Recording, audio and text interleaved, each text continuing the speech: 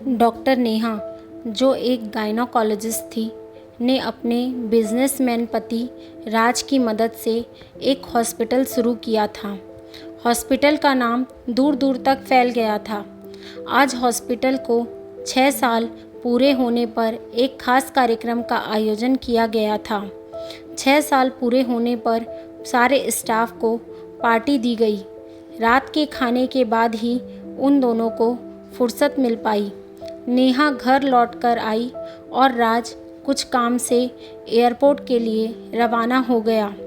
बिस्तर पर लेटी वह पार्टी के बारे में सोचने लगी। तभी अचानक पुरानी बातें उसे याद आने लगी। इस समय वह राज को मिस कर रही थी।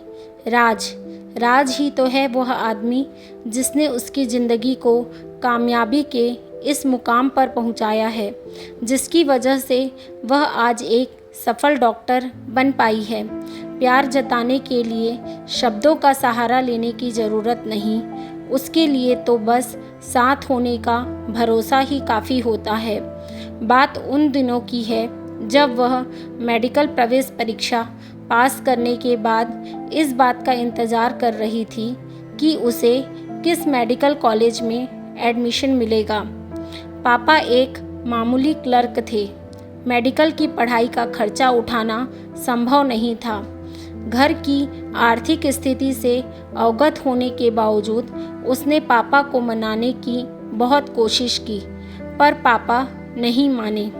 पापा ने कहा, डॉक्टरी पढ़ना ज़रूरी नहीं है। उस समय वह अपने सपनों को टूटते देख इतनी दुखी हो गई थी, उसने आत्महत्या करने का फैसला किया। इसलिए वह एक शांत जगह में नहर के किनारे जा पहुंची। वह कूदने ही वाली थी, इतने में किसी ने उसे पीछे से खींचा। उस व्यक्ति ने नेहा से कहा, गारंटी है कि यहाँ से कूदने के बाद तुम मर जाओगी? इतना बड़ा कदम उठाने के पीछे तुम्हारा कोई ना कोई कारण तो अवश्य होगा।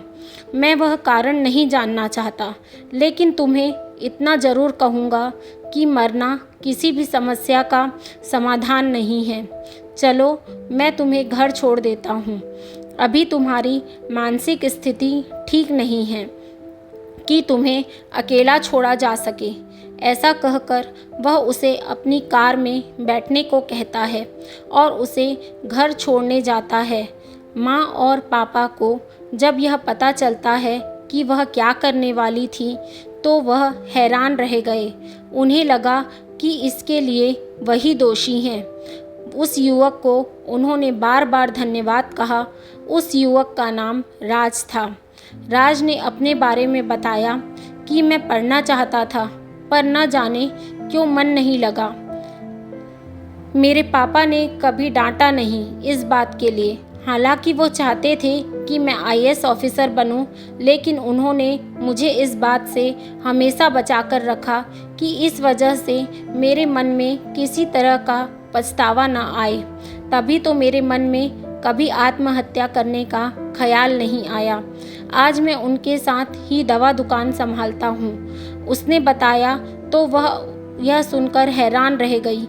कोई अपनी कमियों को बिना हिचकिचाए आखिर कैसे बता सकता है? इसके लिए आत्मविश्वास होना चाहिए। वह राज से बहुत प्रभावित हुई थी। अच्छा लगा था वह उसे। वह कहना चाहती थी कि क्या वह उसका दोस्त बनना पसंद करेगा, पर वह तो उस समय बोलने की स्थिति में नहीं थी। उसे अपने बेवकूफ़ी भरे निर्णय पर बहुत पश्चाताप हो रहा था। फिर ऐसी गलती नहीं करूँगी, ऐसा वादा उसने उस समय अपने आप से किया। पापा ने कहा कि चाहे जो हो, वो उसकी डॉक्टर बनने की इच्छा अवश्य पूरी करेंगे। घर जाकर जब यह बात राज ने अपने पिता को बताई, तो उन्होंने न जाने क्या सोचकर नेहा के पापा से मिलने की इच्छा जाहिर की। राज के पिता ने नेहा के पिता से कहा, मैं आपकी बेटी की पूरी मेडिकल शिक्षा के लिए आर्थिक मदद करना चाहता हूँ। पैसे की वजह से किसी की शिक्षा नहीं रुकनी चाहिए, ऐसा मेरा मानना है।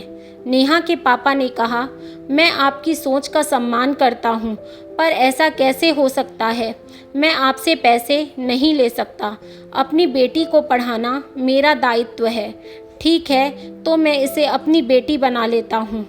राज का जीवन साथी बनना पसंद करोगी बेटा? पर पापा ने कहा, यह कैसे संभव है? मानता हूँ कि राज बहुत अच्छा इंसान है, लेकिन उसने अपनी पढ़ाई बीच में ही छोड़ दी है और नेहा डॉक्टर बन जाएगी 5 सालों में। ये मेल क्या इन दोनों को खुश रख पाएगा?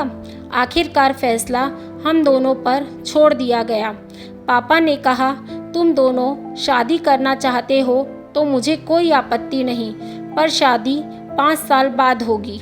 नेहा की पढ़ाई का खर्च मैं स्वयं उठाऊंगा। राज ने कहा, वह इसका इंतज़ार करेगा। नेहा 5 साल निकल जाएंगे और पता भी नहीं चलेगा, क्योंकि हम दोनों एक दूसरे का हाथ थामे रहेंगे। मैं हर कदम पर तुम्हारे साथ हूँ। तुम पढ़ाई करो और मैं बिज़नेस को एक नए मुकाम पर ले जाना चाहता हूँ, ताकि आर्थिक रूप से कमज़ोर लोगों की मदद करके मैं पापा के सपने को टूटने न दूँ। देखते ही देखते 5 साल कब निकल गए पता ही नहीं चला।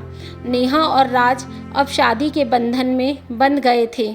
उसके बाद दोनों ने एक अस्पताल की नींव रखी, जहां जो पैसे नहीं दे सकता था उसका इलाज मुफ्त में किया जाता था।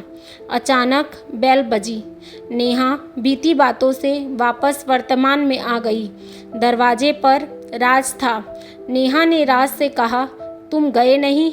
राज ने कहा, मन नहीं किया आज तुम्हें छोड़कर जाने का, इसलिए अपनी यात्रा स्थगित कर दी। नेहा मुस्कुरा दी। वह भी तो कितना मिस कर रही थी उसे। अब अजीब नहीं लगता राज का हैरान करना।